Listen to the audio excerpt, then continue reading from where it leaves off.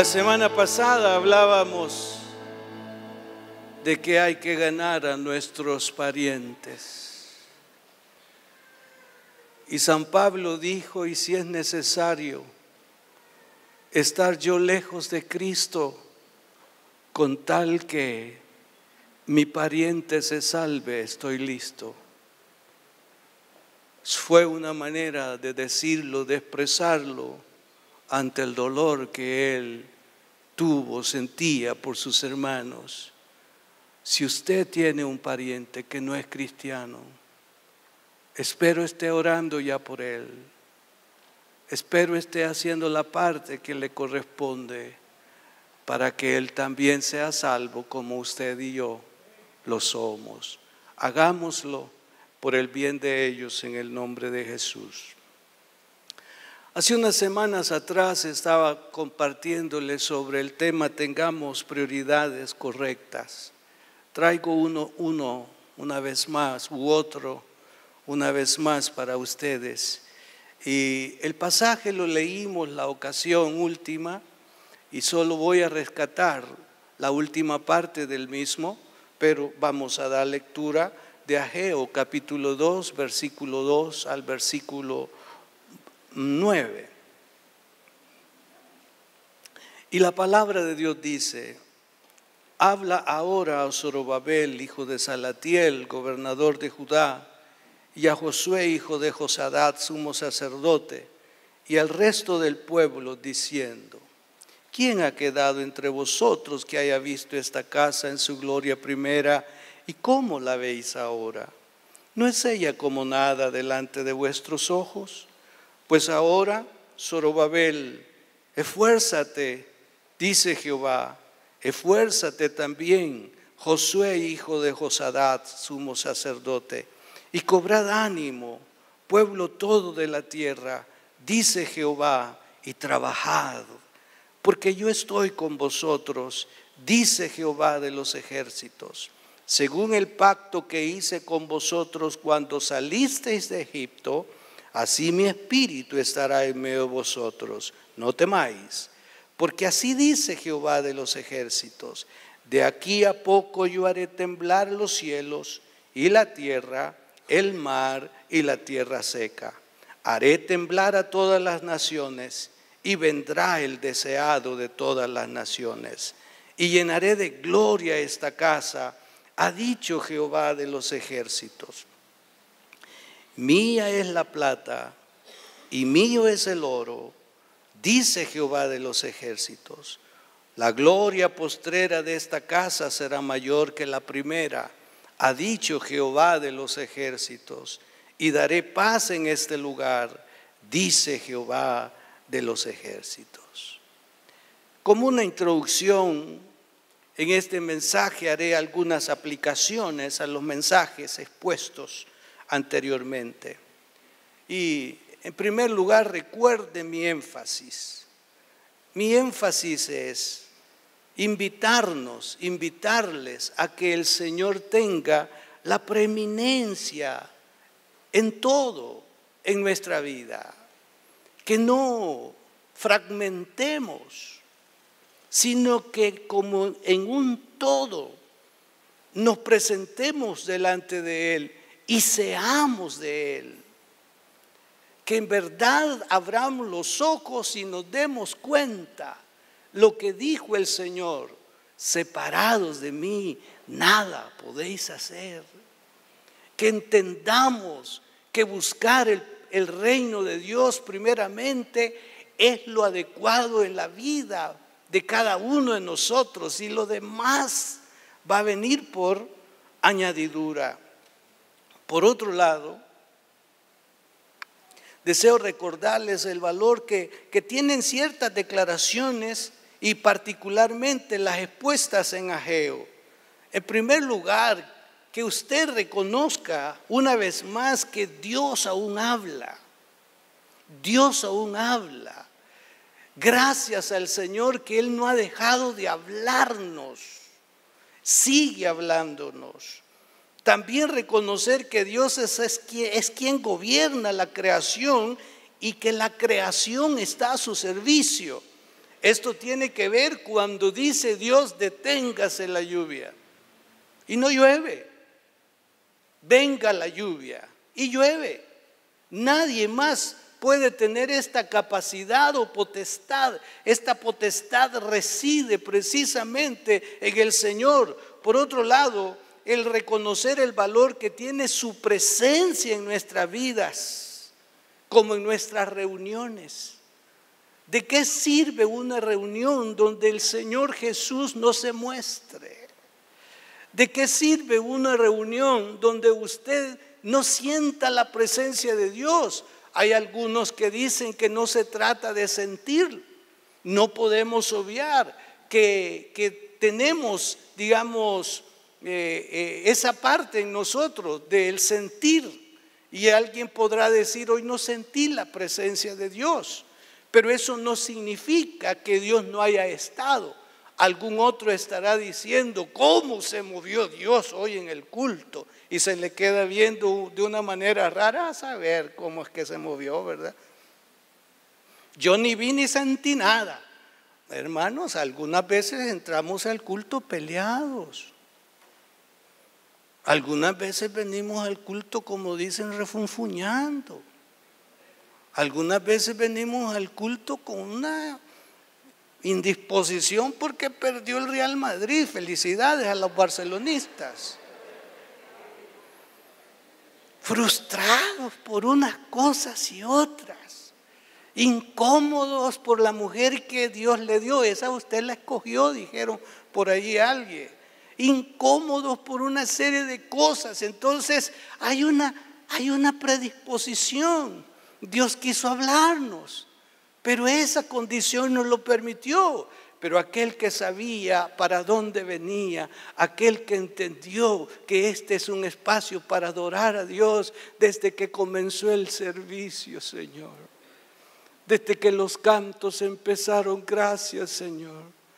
En un momento, gracias por los favores, gracias por la vida, gracias, gracias, gracias, gracias, gracias, gracias. Y por otro lado, recordarles ese momento en que el Señor le dice al pueblo, los hijos, y no les dijo, mis hijos. Para mí, en ese momento que se lo expresé por primera vez, en verdad me hizo pensar, qué tremendo que venga Él y desconozca a sus hijos y los pase al plano de los hijos. Y dejan entonces o deja de verlos como los hijos cuando no encajan en sus propósitos ni obedecen a lo que Él ha postulado, a lo que Él ha determinado. Entonces dicen los hijos. Y con los hijos Él no tiene compromiso en ese caso, el compromiso es con mis hijos. Entonces piense en qué espacio o posición ahora usted se encuentra. ¿Cómo podrá estar hablando Dios? ¿Los hijos o mis hijos? En verdad, vernos como los hijos es el privilegio más grande que nosotros podemos tener. Entonces, esto casi es repetitivo, pero una pequeña remembranza de los mensajes anteriores. Número uno es que Dios aún habla. Y Dios nos habla a través de lo que Él está haciendo. Él está haciendo en nuestra vida continuamente algo nuevo. Si usted y yo no lo apreciamos, pero en verdad Él está haciendo algo nuevo. Y está hablando a cada uno algo nuevo. Lo está haciendo en mi vida, en su vida, en la familia, y lo está haciendo en las naciones. ¿Cómo nos habla Dios? Nos está hablando a través de la palabra. Usted tiene que crecer en la palabra, tiene que familiarizarse con la palabra. No tiene que ver la palabra como un buen libro literario, no puede ver como un libro tan fenomenal y fantástico. ¿Qué habilidad tuvieron los escritores? Usted tiene que volverse totalmente a creer que la Biblia es la palabra de Dios y que cada vez que la escuchamos y cada vez que la leemos, estamos escuchando hablar a Dios a nuestras vidas.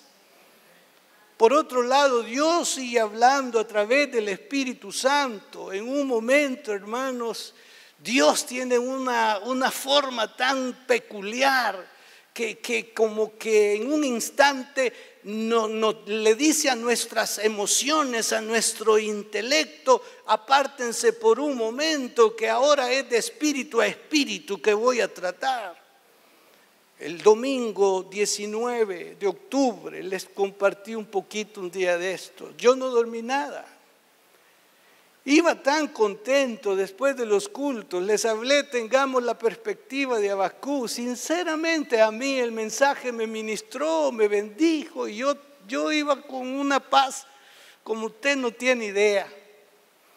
Llegué a casa y todavía sentía una emoción de la prédica, por lo menos como yo la prediqué, ¿verdad? No sé si usted al oírla, pero yo iba emocionado, hermano, sinceramente. Me acosté temprano y comencé, hermanos, con una batalla. No me podía dormir. De repente me conecté con Dios, o Dios me conectó con Él, de espíritu a espíritu. Y hermanos, comenzó el Señor a darme unas indicaciones, unas instrucciones. Y yo estaba ahí, sí, Señor, está bien. Pero en un momento me dijo: escríbelas. Y entonces yo me puse a escribir y estuve escribiendo hasta como las 2 de la mañana, hermano. Y yo en un momento le dije: Señor, y así tratabas a los profetas.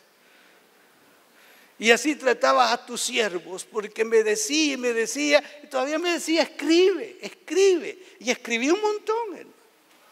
Quizás al leérselos podrían ser para algunos cosas livianas, y entre las cosas que escribí, porque ya se había dicho que íbamos a tener una cumbre misionera, yo dije: démosle a este es el inicio de algo que va a ser grande, una cumbre misionera que vamos a celebrar. Yo tomé la palabra, yo la he creído y dije: vamos a variar un poco el servicio, van a haber cánticos en otros idiomas. Mandé el mensaje esa misma noche, lo mandé a los responsables. No me esperé, esa misma noche, como una orden. Les di naturalmente por la brevedad del tiempo, les di pautas, porque así lo recibí. Y me emocioné sinceramente cuando los jóvenes acá del ministerio se defendieron. Empezaron a cantar ¿en qué? En alemán, en inglés, en francés, en ruso. Hermano, yo estaba pero emocionado como usted no tiene idea. Y yo dije: Señor, gracias. Y yo sé que eso va más para allá. Si tarda en venir el Señor, vamos para otros asuntos maravillosos. Y ahí me estaba hablando el Señor de espíritu a espíritu. Por otro lado, Dios nos habla, y si usted lo quiere así aceptar, por medio del pastor. Porque también Dios habla a través del pastor. También Dios habla a través del pastor. Sí, también Dios habla a través del pastor. Pero note que en el momento que Dios está hablando por el profeta Ageo y por los profetas anteriores, esto no se trata de ustedes, se trata de aquellos, la indiferencia que ellos mostraban. Les hablaban los profetas, les hablaban de que comparecieran ante el Señor con prontitud. Les hablaban los profetas diciendo: esto es lo que Dios espera de ustedes. Les hablaban los profetas: Dios ha establecido tal o cual cosa y ustedes tienen que sujetarse y obedecer aquello por raro que les parezca, pero si viene de Dios, ustedes tienen que hacerlo, no razonándole nada a Dios. Si Dios lo dice, hágase conforme Él lo dice. Si no me parece a mí, eso a Dios no le importa. Lo que Él espera es obediencia, aunque a usted no le parezca, es obediencia. Nada de decir a regañadientes porque Dios lo dice, lo voy a hacer. No, Dios no quiere nada a regañadientes. Entonces en un momento viene Dios y les dice, miren, ustedes se han mostrado indiferentes, los saqué del cautiverio. El rey Darío o el rey Ciro les dio abundancia a ustedes para salir de Babilonia, ya de Medo-Persa, y hasta les dio abundancia de materiales para que construyeran el templo. Ustedes salieron, más de 50,000 salieron, no iban con las manos vacías. Y cuando ya están en la tierra, empezaron ellos a ver los espacios donde sus ancestros habían vivido o donde los esperaban algunos viejos. Eran niños y habían quedado quizá algunos, no sé, pero ellos comenzaron a reconstruir sus casas y venían tal vez de un ambiente tan diferente que ellos no querían vivir, como decimos, en covachas, querían vivir en casas lindas, en casas artesonadas, en casas brillantes, y eso no era el problema. Dios no estaba en contra de eso. Pero Dios comenzó a observar que ellos se preocupaban más por los asuntos materiales y personales que por los asuntos espirituales que Dios les estaba, ordenando y esperando que cumplieran. Estaban rezagando con ellos los asuntos espirituales.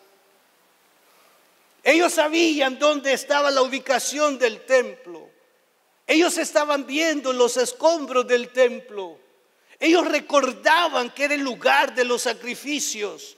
Ellos recordaban que allí se había movido Dios y les había hablado a sus padres. Pero en ese momento no significó tanto para ellos, sino que dijeron, al fin salimos de ese espacio de cautiverio, pero todavía están bajo el gobierno, el imperio, pero con estar ya en la tierra de sus padres, ya era un beneficio. Entonces el Señor les dice, ustedes se están preocupando por sus asuntos propiamente y no se preocupan por lo que a mí también me agrada y por lo que yo los saqué del cautiverio. Y vino Dios y les da un toquecito, les envió una escasez muy sentida por ellos, una escasez increíble. Estaban ellos acostumbrados a trabajaban la tierra, sembraban bastante, así dice el texto bíblico, pero al final la cosecha era poca. Y para que esa cosecha fuera poca, el Señor envió diferentes efectos para que no produjera la tierra lo que esperaban cosechar. Esa era la reacción de parte de Dios. Si ustedes están pensando solo en los asuntos materiales y se olvidan de los asuntos espirituales que competen a mi adoración y a mi alabanza, esto es lo que les sucede. Esperaban recibir 100 quintales y apenas recibían 20. Y eso no era tan cómodo para ellos, y hasta podían estar diciendo, y ese es el Dios que nuestros padres nos enseñaron, es un Dios injusto. Y además dice, se visten pero no se calientan. Todo estaba en contra, pero era la lección y la escuela por la que Dios quería que pasaran para que entendieran que el reino de Dios no puede verse o ponerse en segundo plano, sino que el reino de Dios debe de estar sobre todas las cosas, y volviendo a las palabras de Jesús, y lo demás viene por añadidura. Ahora pensemos por un momento en nuestra realidad personal.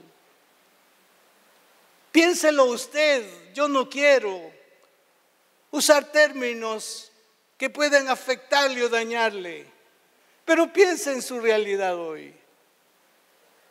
Quizás su realidad es de mucha prosperidad y por esa razón usted puede hasta cruzarse de brazos y decir, yo no me puedo preocupar de ir a las clases, de crecer en asuntos espirituales. A mí Dios me ha coronado de favores, a mí Dios me ha dado todo. Está bien, gloria a Dios. Le vamos a dar gracias a Dios porque no le hace falta nada. Algunos otros podrán decir, este año que se está terminando es un año difícil. Y yo le voy a decir algo con mucho cuidado. Yo le podría decir que sí ha sido un año difícil para ustedes como familias en la parte económica, porque lo hemos percibido nosotros en nuestro interior financiero. Lo hemos percibido y nos hemos visto en dificultades de pago para mes a mes, teniendo algunas dificultades, y vengo yo y digo, Señor, esta es quizá la situación, las familias están pasando por una estrechez, cambia ese estado, cambia esa condición, bendice a los hermanos. Pero si no es como lo he dicho, sino que es por la indiferencia del corazón de muchos de ustedes, tarde o temprano,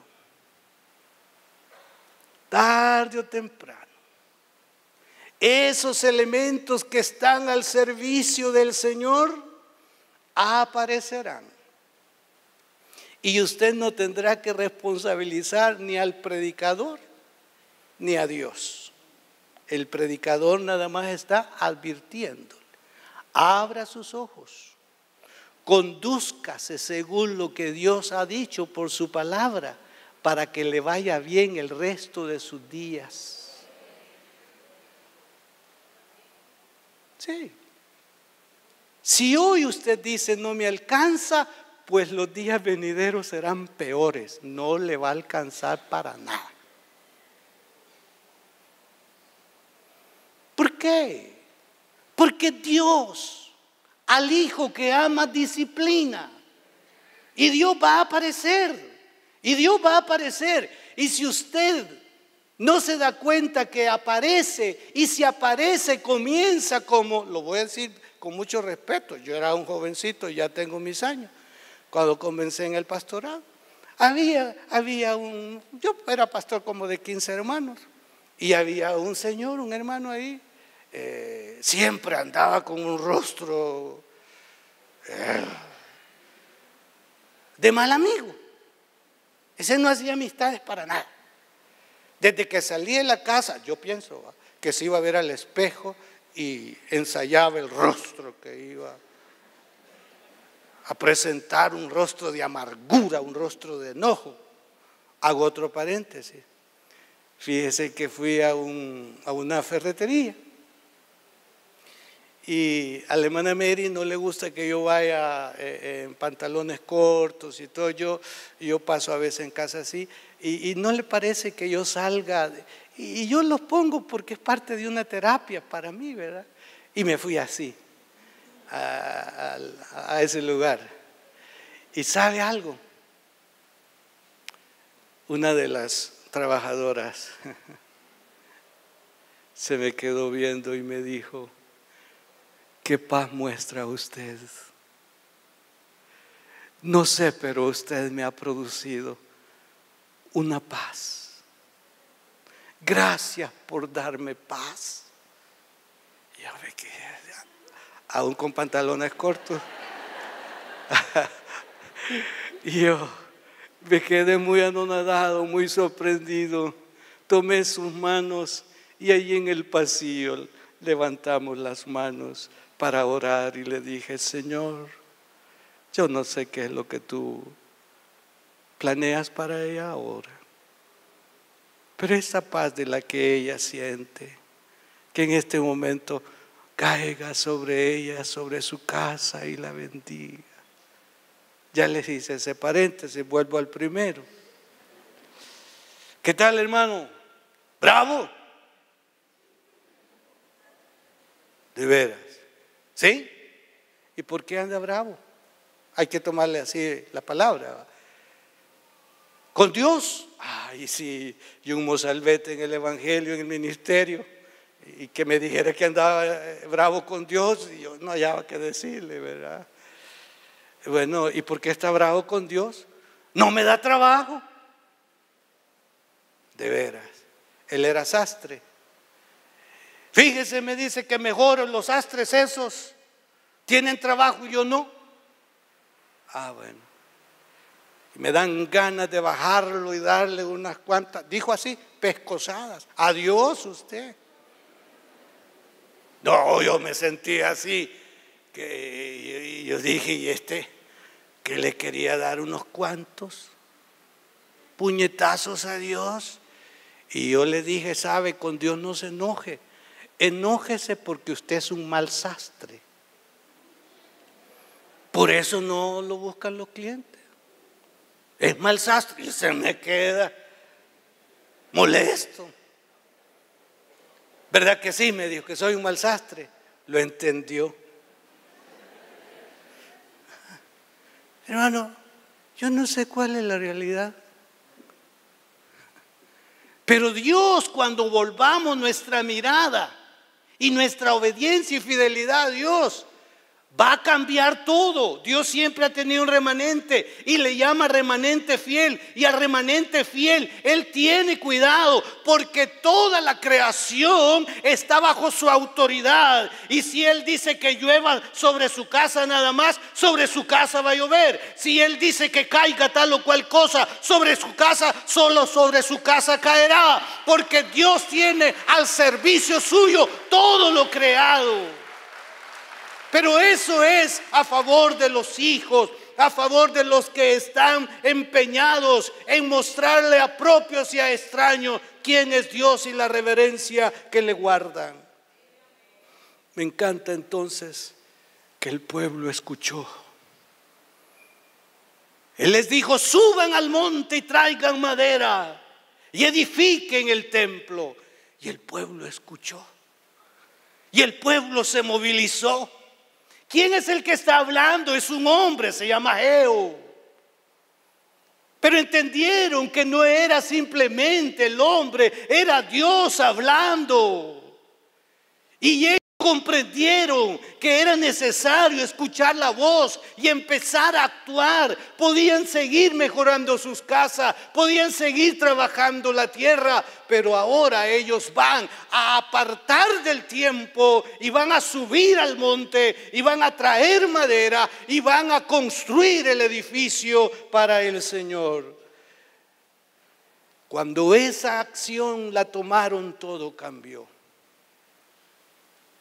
Porque cuando hay obediencia a Dios, todo debe cambiar. Cuando hay obediencia a Dios, todo debe cambiar.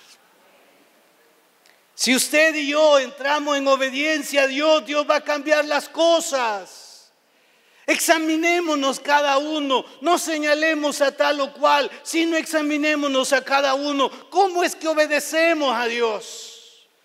Sé que en casa, allí usted puede notar la diferencia. Ese marido no obedece a Dios. Ay, Señor, este es mi hombre. ¿Por qué vos te lo llevas?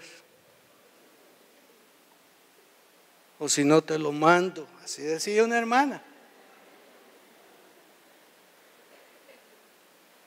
Pastor, es que mi esposo no me deja servirle al Señor. Pastor, es que mi esposo siempre anda hablando de la iglesia y habla de usted y me da pena que se ponga a hablar de la iglesia y de usted. Pues que le dé pena, está bien, pero repréndalo. Dígale, vos sos mi marido, pero te reprendo en el nombre de Jesús. Ve lo que está enseñando el pastor, que se subleve la mujer. No estoy hablando de sublevación, estoy hablando de reprensión. Con autoridad espiritual.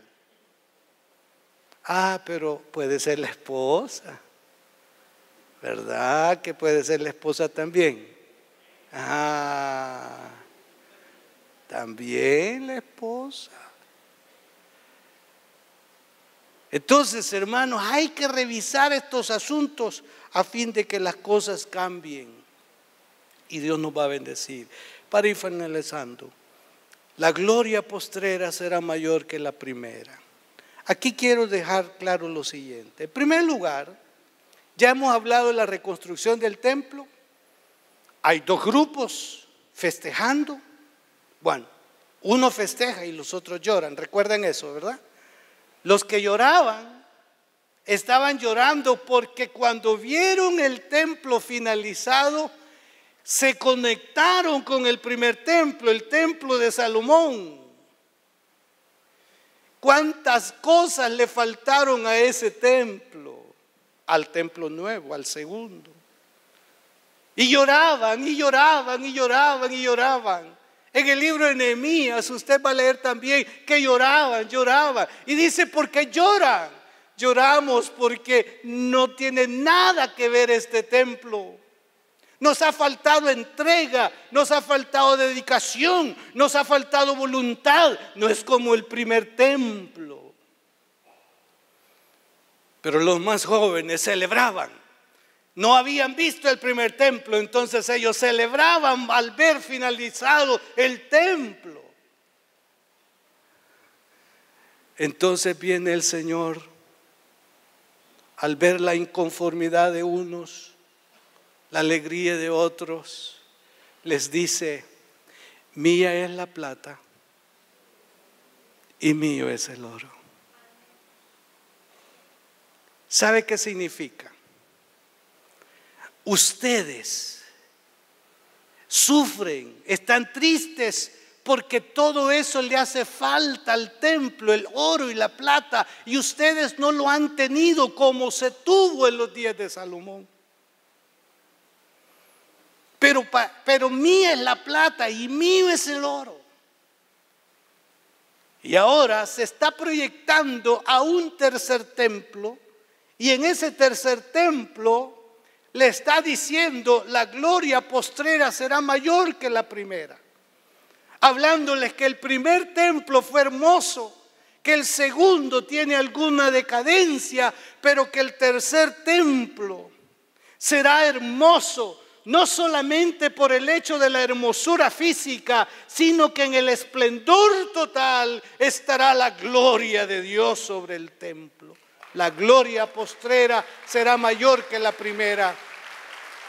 Si ahora les ha hecho falta la plata y el oro, quiero decirles que para ese templo no faltará nada. Movilizaré a las naciones para que las naciones traigan el oro y traigan la plata. No la va a hacer descender Dios de los cielos, sino que las naciones se encargarán de llevar los materiales, de conducirlos al lugar donde se va a reconstruir o a construir el templo. Si el tercer templo fuera lo que tiene que ver con los preparativos en el pueblo de Israel para les quiero decir que eso está sucediendo. En un viaje que hice a Israel, hay un sector donde le dicen, aquí está la maqueta, aquí está trabajándose para el futuro templo. Y las naciones están mandando dinero, los judíos están enviando dinero, están enviando en cantidades a ese espacio para el templo. Movilizaré a las naciones porque mía es la plata y mío es el oro. Y el templo futuro será un templo que no tendrá comparaciones. Mía es la plata y mío es el oro. Tomemos esa declaración de Dios como para entender que aquello que no nos es posible hoy por nuestro estado, por nuestra condición, que no sea sinónimo de falta de voluntad, porque una cosa es tener falta de voluntad, pudiendo hacer lo que nos tengamos que hacer, no lo hacemos. Pero si usted tiene un corazón que arde por Dios, que arde por su obra, que arde por el bien, que arde para llegar a las naciones con el evangelio. El Señor sabe cuál es su estado, pero Él es el dueño del oro y de la plata y lo pondrá en sus manos para que invierta en su vida y para que invierta en la obra de Dios, para que coma y se sacie y no haga falta nada en la obra del Señor, para que enviemos misioneros a las naciones, porque las naciones necesitan conocer el nombre de nuestro Señor Jesucristo.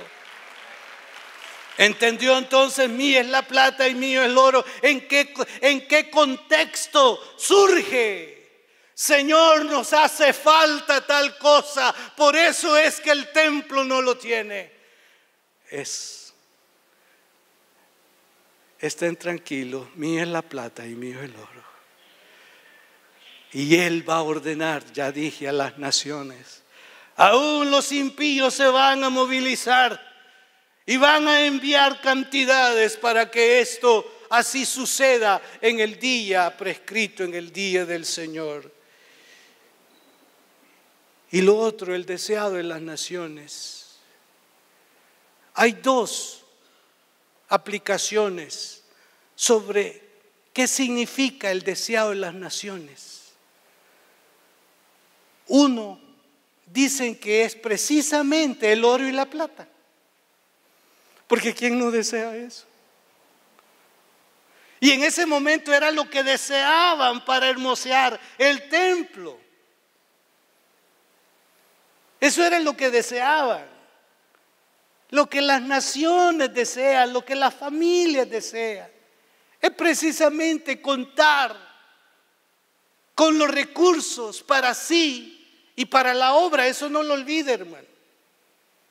Cada vez que usted se ha bendecido financieramente, dele gracias a Dios por la bendición, pero de eso que usted ha recibido, hay una parte que le corresponde al Señor, que usted tiene que darlo, no por obligación, sino por devoción y por alegría, porque Dios le ha bendecido, porque Dios le ha bendecido, porque Dios le ha bendecido. Y la otra aplicación es el deseado de todas las naciones, el Señor Jesús. La mayoría se ha quedado precisamente con esa interpretación, porque el deseado de las naciones, en este momento de convulsión, en este momento donde hace falta orientación, donde hace falta seguridad, hay pueblos que aunque no profesen el cristianismo, pero de alguna manera están diciendo que se cumpla lo que está en la Biblia, que se cumpla el advenimiento del Rey de Justicia, que se cumpla, porque cuando el Señor aparezca, cuando el Señor establezca su reino, las cosas van a cambiar totalmente, las cosas serán diferentes totalmente. Por eso es que al cerrar el libro de Apocalipsis, el escritor dijo: sí, ven Señor Jesús, porque cuando Él venga, las cosas van a cambiar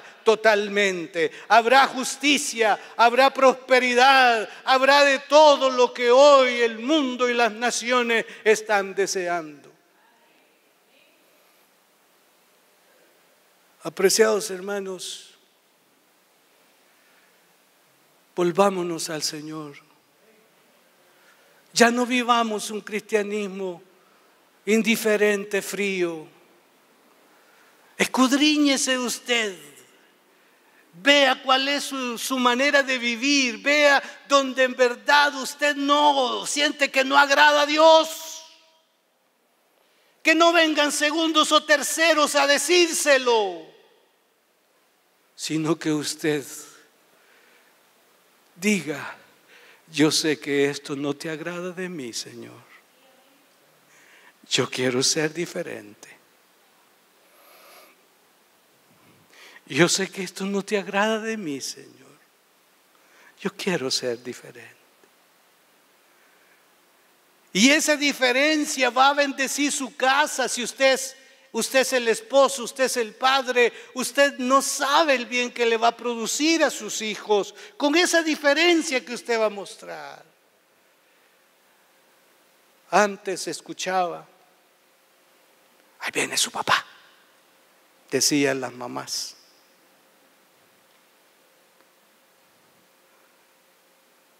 Ahí viene su papá. Y los niños dicen, ¿verdad?, salían a meterse debajo de la cama porque ahí viene su papá. Y ya después que pasaba la mamá: ya se fue el ogro. No, todavía no se ha ido. Ya cuando se iba: salga que ya se fue su papá. Algunos creyentes siguen igual, como autoridad. Aquí no hay nada. Aquí no barren. Ni la cama han arreglado. El que se levantó de último. A mí me educaron. ¿Y sabe quién me educó? La hermana Mary. El que se levanta de último arregla la cama. Y por lo general yo me levanto de último. Así como lo oyen. Y algunas veces ella se levanta de último y se le olvida que el que se levanta de último hay que arreglar la cama. Llego yo y la arreglo. Ay, hermano. Y hay señoras que así responden: y esto que no barre papeles aquí a la entrada. Dice la señora: recójalo usted. Está bien. El ogro se humilló, recogió. Hermano, cambiemos. Pónganse de pie los que quieren cambiar. Vamos a ver cuántos quieren cambiar.